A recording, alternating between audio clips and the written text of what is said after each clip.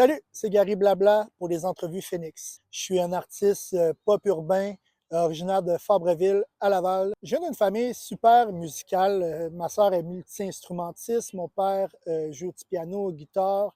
La musique a toujours fait partie de ma vie. J'ai bercé là-dedans, beaucoup d'influences multiples.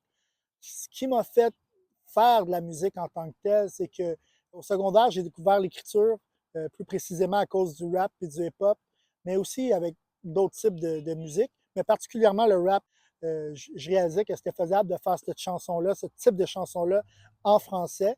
Et de là, avec des gangs d'amis, de commencer à écrire nos premiers textes. Et de fil en aiguille, j'avais toujours gardé le contact avec l'écriture sans trop sortir de chansons officielles. J'étais plus jeune également, puis à l'époque, c'était pas aussi facile de sortir de la musique, du moins. J'ai fait la connaissance de Benny Mestizo, qui est mon bras droit depuis toujours, que j'avais vu préalablement dans un concours pour un festival qui s'appelle Diapason à l'époque.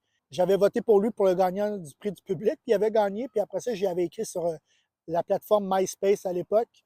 Et j'avais dit, hey, j'aime vraiment ce que tu fais, moi aussi, je fais de la musique, j'aimerais ça si on pouvait se rencontrer.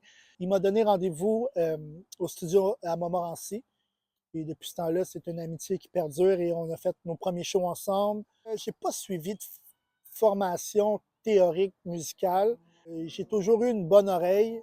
Provenant d'une famille où la musique avait tellement une grande importance, j'ai une sœur qui étudie en musique, qui a étudié le solfège, qui m'enseignait quelques petits trucs, que ce soit avec le chant ou que ce soit avec plusieurs trucs dans les mélodies ou tout, mais non, j'ai pas de formation. Donc, on peut dire effectivement que je suis autodidacte. Ça date de loin. Je pense que c'est mes premiers spectacles que j'ai vus quand j'étais jeune. Je me rappelle très jeune, j'ai peut-être 6 ans, on va voir les Backstreet Boys avec ma grande sœur et mes parents au Centre Molson à l'époque.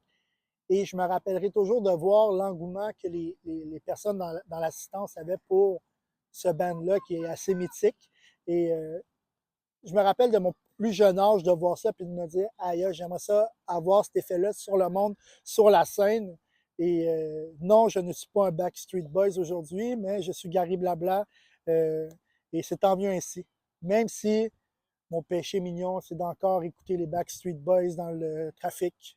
Ça a vraiment commencé en rencontrant Benny. En fait, c'est là que tout a commencé parce que Benny faisait déjà de la musique.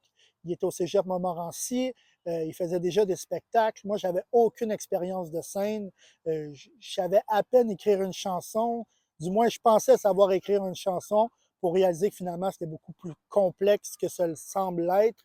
Et avec la rencontre avec Benny, ça m'a permis d'avoir mes premières expériences de scène, puis de pouvoir goûter un peu à ce que la foule peut amener quand tu as un micro sur une scène, puis l'amour que ça peut te donner, puis l'adrénaline également.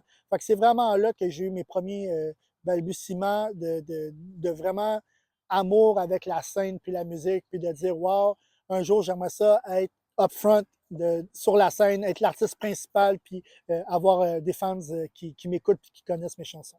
Première expérience en show, c'est vraiment drôle.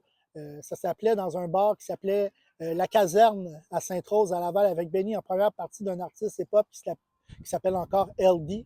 Et le bar La Caserne, aujourd'hui, a brûlé. Bizarrement, ça le passe au feu. Donc, c'était avec Benny, encore une fois. C'était pas un gros show, mais il y avait tellement de monde de notre entourage qui était venu. Et c'est la première fois où j'ai eu l'impression d'être une vedette dans ma vie. Quand j'y repense, c'était pas le plus gros show, mais le monde était là pour les bonnes raisons, puis j'ai vraiment trippé, là, vraiment, vraiment, vraiment.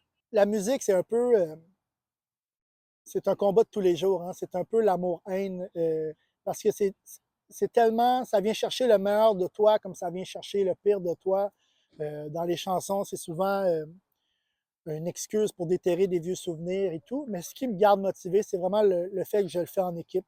Je suis bien entouré. Il n'y a pas juste moi là-dedans. J'ai jamais vu ça comme de quoi de solo. J'ai toujours voulu que ce soit un projet d'équipe, qu'on avance ensemble et voir le résultat final avec avec tous les gens avec qui je travaille, qu'on bâtit. Donc, à chaque fois que je chante une chanson, je me dis tout le temps, wow, c'est un beau travail d'équipe. C'est ça qui me garde motivé dans l'industrie. J'ai deux personnes en qui je dois énormément de respect. Évidemment, je le répète depuis tantôt, mais Benny Mestizo, qui est mon bras droit, celui qui m'a toujours encouragé à faire de la musique.